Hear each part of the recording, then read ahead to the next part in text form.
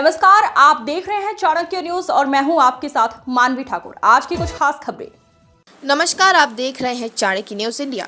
आज बात होगी सीतामढ़ी के पुपरी की, जहां पर एक खौफनाक वारदात ने पूरे इलाके को झकझोर कर रख दिया है। लेकिन उससे भी बड़ा सवाल ये सामने आता है कि क्या न्याय का तराजू अब समुदाय देखकर झुकेगा? क्या एक हत्याकांड पर बवाल और दूसरे पर खामोशी का दोहरा खेल खेला जा रहा है? सीतामढ़ी जिले के पुपरी थाना क्षेत्र अंतर्गत रामनगर बैदौल पंचायत के मधुबनी चौक पर सोमवार की शाम जो हुआ उसने इंसानियत को शर्मसार कर दिया है। महज चाय के बकाया पैसों को लेकर शुरू हुआ विवाद एक बेगुनाह की जान ले गया। प्रत्यक्षदर्शियों के अनुसार पिछले 2 दिनों से चाय के चंद रुपए के बकाये को लेकर आफताब पिता मोहम्मद जहांगीर और उदय दास पिता मुसहर दास के बीच कहासुनी चल रही थी। सोमवार शाम करीब 4:30 बजे आरोपी दबिया यानी धारदार हथियार लेकर दुकान पर पहुंचा और बहस के बीच अचानक उदय दास की गर्दन पर सीधा वार कर उसका गला रेत दिया। आनन फानन में उदय को पीएचसी ले जाया गया, जहां पर डॉक्टरों ने उसे मृत घोषित कर दिया। घटना के बाद ग्रामीणों का गुस्सा फूट पड़ा और उन्होंने पुपरी सुरसंड मार्ग पर शव रखकर प्रदर्शन किया। साथ ही कई दुकानों में आगजनी की और स्थिति तनावपूर्ण हो गई। बताया जा रहा है कि आरोपी भी ग्रामीणों की मारपीट में घायल हुआ है और मुजफ्फरपुर के SKMCH में भर्ती है। वहीं घटना की सूचना मिलते ही SDM गौरव कुमार, SDOP सुनीता कुमारी, पुपरी थाना अध्यक्ष रामशंकर कुमार समेत कई थानों की पुलिस मौके पर पहुंची।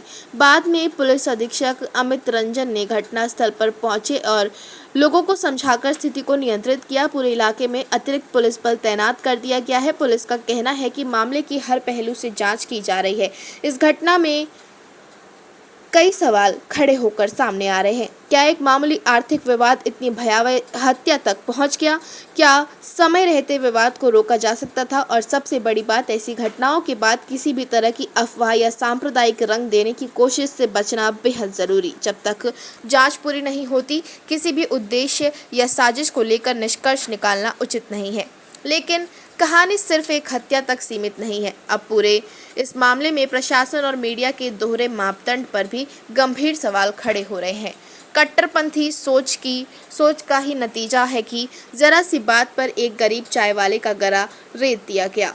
लेकिन उससे भी ज़्यादा खतरनाक है वो मानसिकता और रवैया जो घटनाओं को देखकर अपनी प्रतिक्रिया तय करता है। जब भंटवारी गांव में हत्या की वारदात हुई तब उसे दबाने या छिपाने की कोशिश नहीं की गई, उस खबर को खुलकर सामने लाया गया। वहीं दूसरी तरफ मधुबनी चौक पर जब एक समुदाय विशेष के युवक द्वारा दूसरे समुदाय के युवक की दिन दहाड़े हत्या कर दी जाती है तो मामले पर पर्दा डालने और उसे दबाने की नीयति से काम किया जाता है।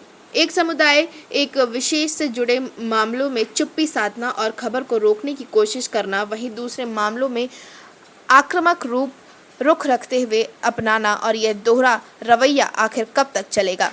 अगर भटवारी की घटना को निष्पक्षता से दिखाया गया तो मधुबनी चौक के इस खौफनाक वारदात को दबाने की कोशिश क्यों? क्या मीडिया और निष्पक्षता की परिभाषा पीड़ितों का चेहरा देखकर तय होगी?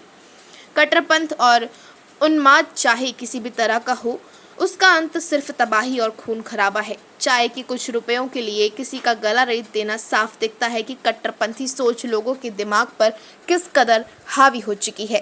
प्रशासन और मीडिया को यह समझना होगा कि निष्पक्षता ही कानून की असली ताकत है। किसी भी घटना पर पर्दा डालना या चयनात्मक रवैया अपनाना समाज में अविश्वास को बढ़ावा देता है।